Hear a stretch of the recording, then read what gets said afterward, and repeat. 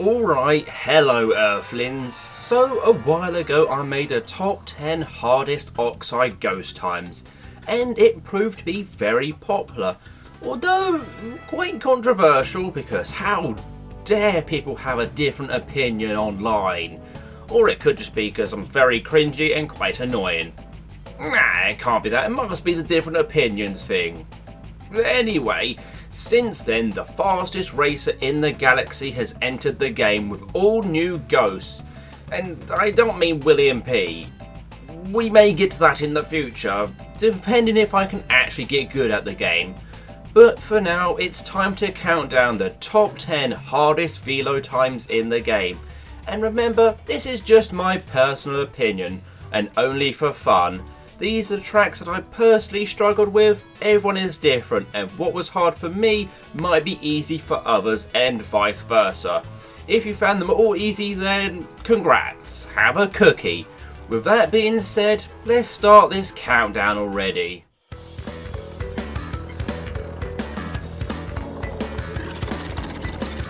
So, just squeezing into the top 10 is Nina's Nightmare, which was actually my number 1 for the Oxide times. Although I was maybe a bit premature, as I had not mastered the track at the time. With that being said, this is still a very tough track, and one which is very hard to beat Velo on, as you do need to keep Blue Flame for 2 full laps. And that can be very difficult with that rather frustrating fence shortcut, and it can be very easy to clip a wall in the crooked house. Overall, the layout is quite simple, which is why this is much lower down the list this time.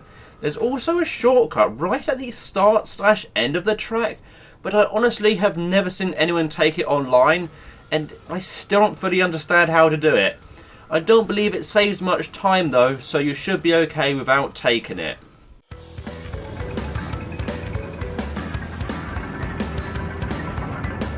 So, in at 9 is Clockwork Wumpa, which was not on my Oxide list at all. Velo improves on Oxide's time by a huge margin, since Oxide was pretty awful at almost all of the C&K tracks. Having said that, I can imagine a lot of people still found this one relatively easy. It's just one of the tracks I am very weak at myself, and I had to learn how to keep Blue Flame a lot longer than what I had been doing previously. I would always bump into walls and I would struggle to keep my reserves up. It is still low on this list, as once I got a clean run I did beat Velo's time by a comfortable margin.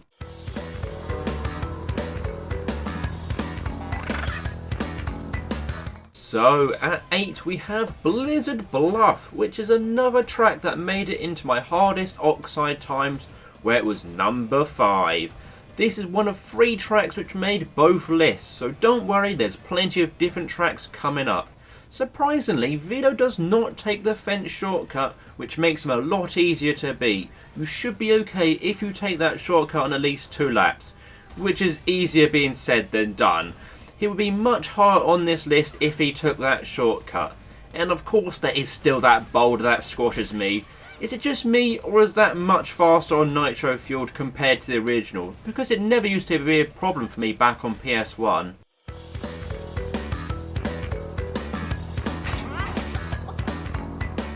So at 7 we have Megamix Mania, which was not released back when I did my hardest Oxide times, so it did not feature. This is a track where you are on edge for over 90% of the lap. One small error and you could end up in a fan, a wall, or even a paint mine. This is another track that took a lot of learning for me, as for the longest time I could not hold Blue Flame at all. And to be honest, I still can't most of the time, which is why it's on this list. Whose idea was Blue Flame anyway? I bet it was that William P.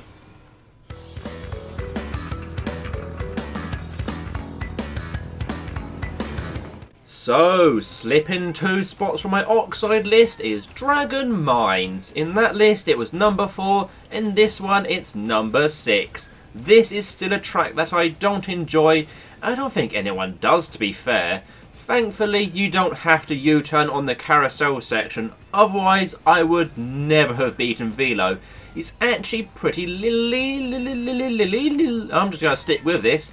Lenient. Hooray, I said the word lenient on this track, as you can half-arse it around the section and still beat him. The frustration comes with holding Sacred Fire for the rest of the lap, but I do feel like most people that beat Oxide on this track wouldn't have many problems with Velo.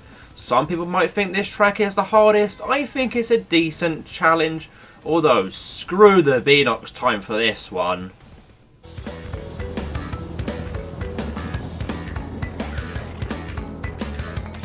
In at 5 is Cortex Castle, another track that I didn't have too many problems beating Oxide on, as he doesn't really keep his blue flame very long at all. As for Velo though, he's a naughty sausage and keeps it for a decent amount of the track. This is again a track that I love but I'm pretty weak at. I would suggest maybe using either drift or acceleration class, as that is what I use for this track. But if you can keep blue flame with speed, then you're a better driver than me. You also have to be careful of naughty spiders, they can easily end your time.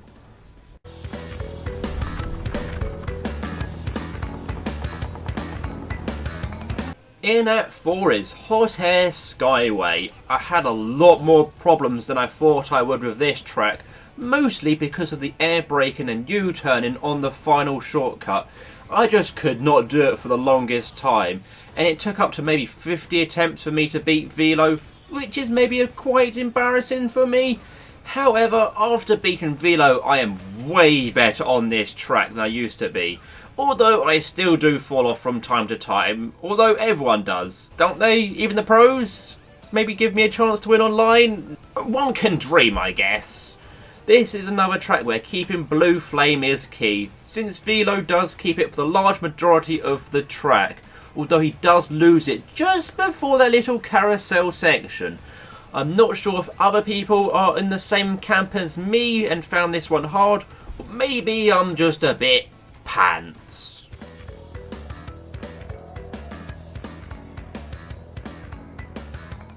In at 3 is Gingerbread Joyride, which would actually have topped my Oxide times if I had waited until the track was out before making the video, as it was the last one I beat Oxide on, and I also left it for the end when trying to beat Velo times.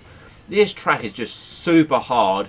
Velo even uses some shortcuts I didn't even know about before I took him on, where he cuts across some of the corners.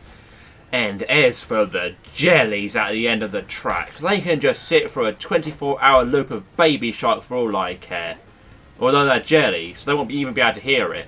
I guess just throw them in a pot of boiling water. Anyway, yes, this track is hard.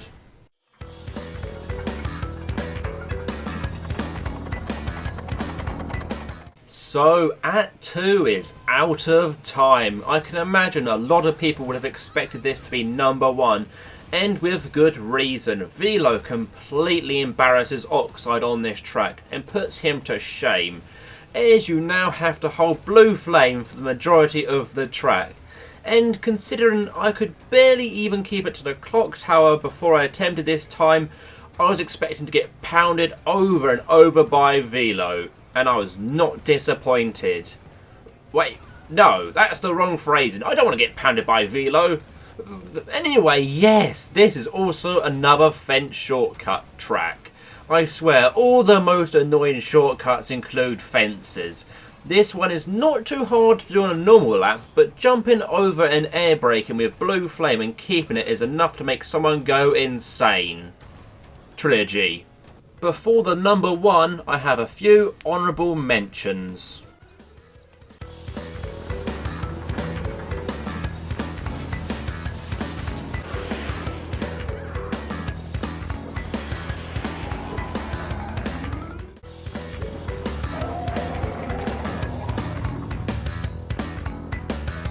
Yes, at number 1 is Deep Sea Driving, and for one reason.